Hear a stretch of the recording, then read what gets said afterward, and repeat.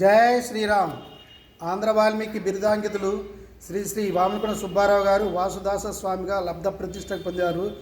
వారు వాల్మీకి రామాయణం 24,000 శ్లోకాలకి 24,000 పద్యాలు అర్ధతాత్పర్యంలో విశేషంగా రచించారు.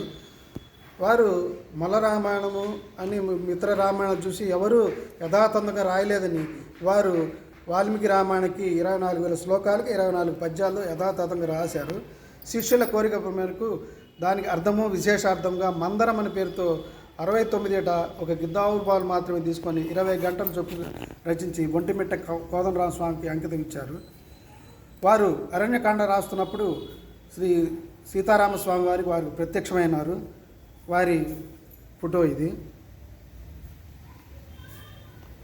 తర్వాత 1922 ఆ ప్రాంతంలో ఒంటిమిట్ట శిథిలావస్థలో ఉన్నదని వారు ఈ టెంకాయ చెప్ప ద్వారా అంటే సుమారు 100 సంవత్సరాల క్రితమే ఈ టెంకాయ చెప్ప ద్వారా భిక్షాటన చేసి ఒంటిమిట్ట దేవాలయాన్ని పునరుద్ధరించారు. గాలిగోపురానికే సుమారు చాలా కాలమైంది. ఇంగ్లాండ్ నుంచి ఐరన్ గడ్రస్లు తెప్పించి గాలిగోపురానికి సపోర్ట్ పెట్టారు. తర్వాత అమ్మవారికి సొమ్ములు, సీతారాముల వారికి లక్ష్మణ స్వామికి సొమ్ములు, రథాలు అన్నీ ఏర్పాటు చేసి అక్కడి నుంచి నడిగడ్డ పాలెంలో ఆశ్రమం ఏర్పాటు చేశారు. వారు భక్తి సంజీవని 1926లో ప్రారంభించిన మాసపత్రిక సుమారు 100 సంవత్సరాలకి ఈ రోజు వరకు కూడా కంటిన్యూ అవుతుంది. ఇదంతా వారి యొక్క కృప. తర్వాత టెంకాయ చిప్ప మీద పుస్తకం రచించారు. ఎంతో పుణ్యం చేసుకున్నామని దాని మీద శతకం రచించారు. వాసుదాస స్వామి వారి కీర్తనను రచించారు, దాని సిడి. తర్వాత కౌసల్య పరిణయం అనేది మనం ఎక్కడ వెళ్ళలేదు. వాసుదాస్ వారి తల్లిగారు చిన్నప్పుడు వారికి కౌసల్య పరిణయం గురించి ఇతర భాషలో ఉందని చెబుతుండేవారు. దాని గురించి వివరంగా తెలుసుకొని దాని మీద కౌసల్య పరిణయం పుస్తకం రచించారు.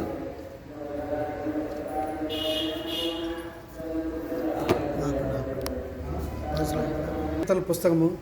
తర్వాత శ్రీకుమారాభ్యుదయం అని వారి ఉద్యోగంలో ఉన్నప్పుడు రచించారు. రచిస్తే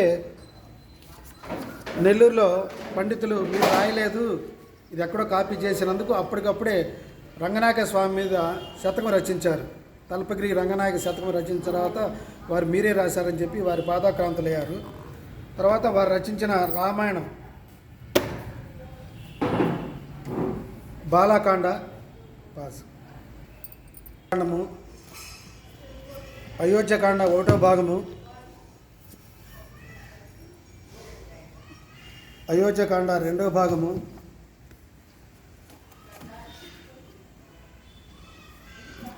అరణ్యకాండము,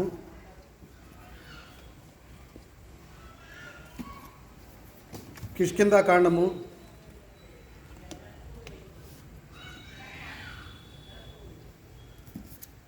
సుందరకాండము,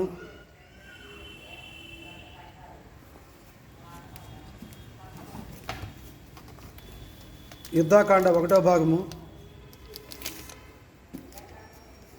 యుద్ధాకాండ 2వ భాగము, ఉత్తరకాండము. రామాయణం కాకుండా శ్రీకృష్ణ భగవాన్ గురించి శ్రీకృష్ణ లీలామృతం 1వ భాగము, శ్రీకృష్ణ లీలామృతం 2వ భాగము, శ్రీకృష్ణ లీలామృతం 3వ భాగము, శ్రీకృష్ణ లీలామృతం 4వ భాగము, ఒంటిమిట్ట కోదండరామ స్వామి గురించి ఆ మహత్యం గురించి కూడా గ్రంథం రచించారు. ఇదిగాక చిన్నపిల్లల కోసమని ఆర్య కథానిధులు మొత్తం 8 భాగాలు రాశారు. 1వ భాగము, 2వ భాగము, 3వ భాగము,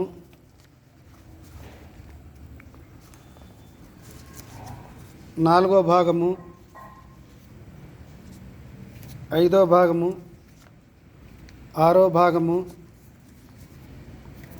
7వ భాగము, 8వ భాగము,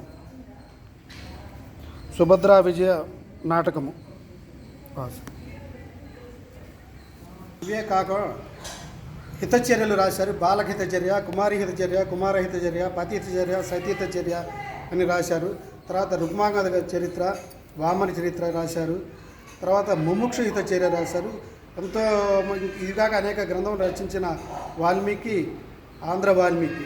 వారు ఈ మధ్య మైసూరు దత్తపీఠమైన గణపతి సత్యానంద స్వామి వారి ఉత్తరపీఠాది బాలస్వామిని కలిసి వారికి ఆంధ్ర వాల్మీకి రామాయణం మందిరం ఇచ్చినందుకు వారు చాలా సంతోషపడి వారు కలియుగ వాల్మీకి అని చెప్పి వారు ఉపన్యాసం ఇచ్చారు.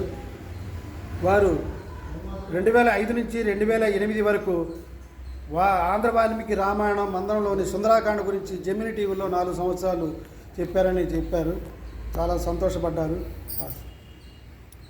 శ్రీ వాసుదాస స్వామి వారి పాదుకలు, ద్వితీయ గురుగారు దాశయ స్వామి వారి పాదుకలు.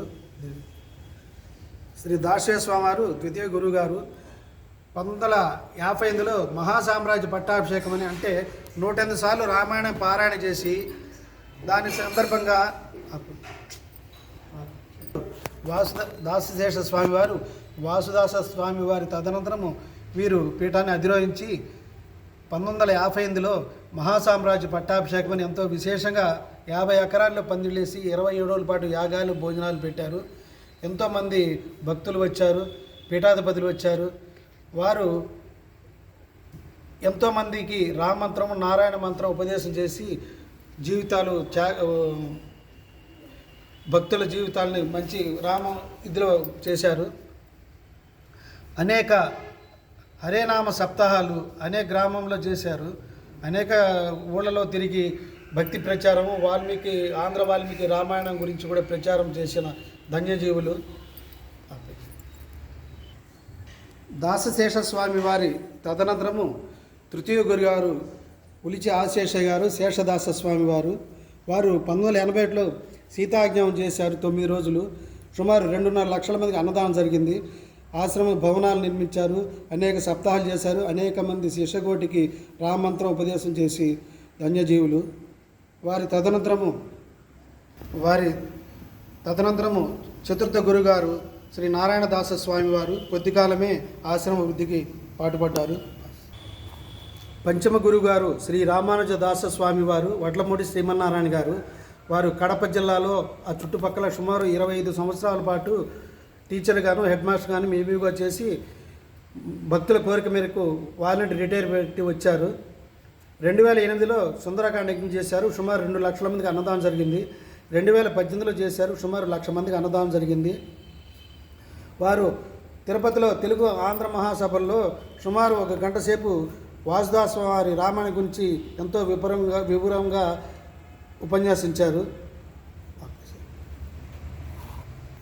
వారు వాసుదాస్వామి వారి రామాయణ మందిరం గురించి విశాఖపట్నము, హైదరాబాదు, బెంగళూరు అనేక పట్టణాల్లో అనేక పర్యాలు రామాయణ ప్రవచనం చేశారు. మరియు నామ సప్తాహాలు కూడా మోదుమూడి, అంగలగుతురు ఇతర గ్రామాల్లో కూడా సప్తాహాలు చేసి ధన్యజీవులు. పంచమ గురుస్థానీయులు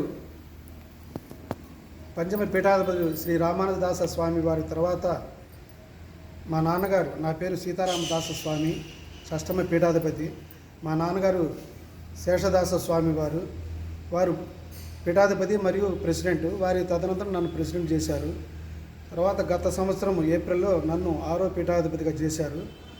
2023లో అయోధ్య బాలరాముని పాదాల కింద ఉన్న యంత్రము అన్నదాన చిదంబర శాస్త్రి గారు 9 సంవత్సరాలు 6 కోట్ల మంత్రము దారబోసిన యంత్రము మన కోరిక మేరకు వచ్చి ఆశ్రమంకి ఇచ్చేసి ఇక్కడ పూజలు అందుకొని ఇక్కడి నుంచి అయోధ్య బాలరాముడి పాదాల చెంతకు చేరింది. ఇదంతా వాసుదాస స్వామి యొక్క అనుగ్రహము. వారు అన్నదాన చిదంబర శాస్త్రి వారు అంగలకుదురు ఇచ్చేసినప్పుడు నేను నా దగ్గర యంత్రం ఉన్నదని ఎవరికి చెప్పలేదు. ఇక్కడ తీసుకొచ్చాను. తెనాలి అంగలకుదురు వారు ధన్యులైనారు. ఇదంతా వాసుదాస స్వామి వారి అనుగ్రహం ఉన్నారు. మీరు అక్కడికి వెళ్ళినా కూడా ఆ యంత్రం మీకు కనపడదన్నారు. ఆ యంత్రం మీకు ఇప్పుడు ఒక ఫోటో మీకు చూపిస్తున్నాను. ఇది అన్నదాన చిదంబర శాస్త్రి వారిచే 9 సంవత్సరాలు పూజలు అందుకున్న శ్రీరామ యంత్రము. 6 కోట్ల మంత్రం ధారపోశారు. అయోధ్య వెళ్ళి అయోధ్య బాలరాముని పాదాల కింద ఉన్నది. మీకు అక్కడ వెళ్ళినా కనపడదు. కానీ ఇప్పుడు ఈ ఫోటోలో చూసుకొని మీరు నమస్కారం చేసుకోవాల్సిన కోరుతున్నాము. తర్వాత గుంటూరు కోటేశ్వర గారి ఆధ్వర్యంలో గత 3 సంవత్సరాలుగా వైశాఖ మాసంలో జరిగే మల్లెపూల పూజల్లో రామాయణ యజ్ఞం చేస్తున్నాము. 2023లో సోమయాజులు గారు సోమయాజులు గారిని కాశీలు ఉంటారు, వారు వచ్చి రామాయణ యజ్ఞం చేశారు. 2024, 25, 26లో కూడా ఇప్పుడు జరగబోతుంది. గుంటూరు కోటేశ్వర గారి ఆధ్వర్యంలో రామాయణ యజ్ఞం జరుగుతుంది. ఇది కాక శ్రీరామ మంత్రము, శ్రీరామనామ సంఘము అని పెట్టేసి శ్రీరామ శ్రీరామ శ్రీరామ కానీ, శ్రీరామ జయరామ జయ జయరామ కానీ ఏదో ఒక మంత్రము ఒక 20 నిమిషాలు చేసి ఆ వాట్సాప్లో పెడితే వారి గోత్రనామాలు స్వామివారికి ఇక్కడ ప్రతి నెల జరిగే కళ్యాణంలో సత్యనావతలో జరుగుతుంది. ఇక్కడ పైన ఉన్నది శ్రీ సీతారామస్వామి వారు. సీతారామవారు అన్ని చోట్ల వామాంకం ఉంటే ఎడం పక్క ఉంటుంది, ఇక్కడ కుడి పక్క ఉంటుంది. మోక్షం కూడా ఇస్తుందని గత 68 సంవత్సరాలుగా వైశాఖ మాసంలో 1,00,000 మల్లెపూలతో పూజ జరుగుతుంది. రేపు అంటే వచ్చే నెల ఏప్రిల్ 18 నుంచి 28 వరకు సీతారామవారికి 1,00,000 మల్లెపూలతో పాటు కళ్యాణాలు సత్యనారాయణతో పాటు గుంటూరు కోటేశ్వర గారి ఆధ్వర్యంలో రామాయణ యజ్ఞం జరుగుతుంది. కాబట్టి భక్తులు పాల్గొవాల్సిందని కోరుతున్నాము. తర్వాత రెండవ వరుసలో ఉన్న శ్రీనివాసమూర్తి, శ్రీదేవి భూదేవి సమేత శ్రీనివాసమూర్తి సుమారు 365 సంవత్సరాల క్రితం ఉన్న మూర్తులు, ఎంతో శక్తివంతమైన పీఠము. తర్వాత ఇక్కడ లక్ష్మీ అమ్మవారు గత 74 సంవత్సరాలుగా లక్ష్మీ అమ్మవారికి భాద్రపద మాసంలో 1,00,000 కుంకుమార్చన జరుగుతుంది. అంటే వినాయక చవితిలో 4వ రోజు నుంచి శుద్ధాష్టమి నుంచి బహుళాష్టమి దాకా జరుగుతుంది. 74వ సంవత్సరాల వరకు జరిగింది. రేపు జరగబోయేది 70వ సంవత్సరము. ఇది కాక గోదాదేవి కళ్యాణాలు ధనుర్మాసం జరుగుతుంది. గత 74 సంవత్సరాలు జరుగుతున్నాయి. తర్వాత 100 పైన శాలిగ్రామ మూర్తులు ఉన్నాయి. సుదర్శనము, లక్ష్మీ నరసింహము, అనేక శాలిగ్రామ మూర్తులు, షట్చక్ర సీతారామస్వామి, గోవర్ధనగిరి, అనేక శాలిగ్రామ మూర్తులు సుమారు 100 పైన ఉన్నాయి. తిరుమలలో వెంకటస్వామి మేడలో సుమారు 108 ఉన్నాయి. అట్లానే మన దగ్గర కూడా రోజు ఈ శాలిగ్రామ మూర్తులకి పంచామృత అభిషేకం జరుగుతుంది. ఒక శాలిగ్రామ మూర్తి ఉంటేనే ఎంతో శక్తివంతమైన పీఠము. అటువంటి 100 పైన ఉన్నాయి కాబట్టి చాలా శక్తివంతమైన పీఠము. అందరి కోరికలు తీరుస్తున్నాయి. గత 5 సంవత్సరాల్లోనే సుమారు 60 మందికి వివాహాలు కావాల్సిన వాళ్ళు వచ్చి ఇక్కడ నమస్కారం చేసుకొని వారి విన్నవించుకుంటే సుమారు 60 మందికి వివాహాలు అయినాయి, ఉద్యోగాలు వచ్చినాయి, ఆరోగ్యాలు వచ్చినాయి. అట్లానే మీరు కూడా వచ్చి మీ కోరికలు తీర్చుకోవాల్సిందిగా కోరుతున్నాము. మా నెంబరు 9966153156, 9966153156, 9966153156. సీతారామదాస స్వామి షష్టమ పీఠాధిపతి, ఆంధ్ర వాల్మీకి పరంపర పీఠం, దాసకుటి, అంగరకుదురు పాస్. వారు వామలకొండ సుబ్బారావు గారు 23/1/1863లో దుందుబినామ సంవత్సరం మాఘశుద్ధ చవితి నాడు కడప జిల్లా జమ్ములమడుగునందు భారద్వాస గోత్రికులైన శ్రీ వామలకొండను రామచంద్రరావు గారు కనకమ్మ దంపతులకు ద్వితీయ సంతానంగా జన్మించారు. వీరు స్వస్థలము కడప పట్టణంలోని మోచంపేట. తర్వాత వారు అక్కడ ఒంటిమిట్టలో గుడికి కొద్ది అవతల చిన్న గుట్ట ఉంది, దాని మీద వారి కుటీరం ఉంది. కావలసిన భక్తులు వెళ్ళి వారి కుటీరం వెళ్ళి వారిని దర్శించి వారి యొక్క ఆశీస్సులు పొందవలసిగా కోరుతున్నాము. జై శ్రీరామ్. అంతే, దానికోసం ఇంకేం ఏముంటే రేపు చూసుకుంటాం. ఓకే సరే ఓకే.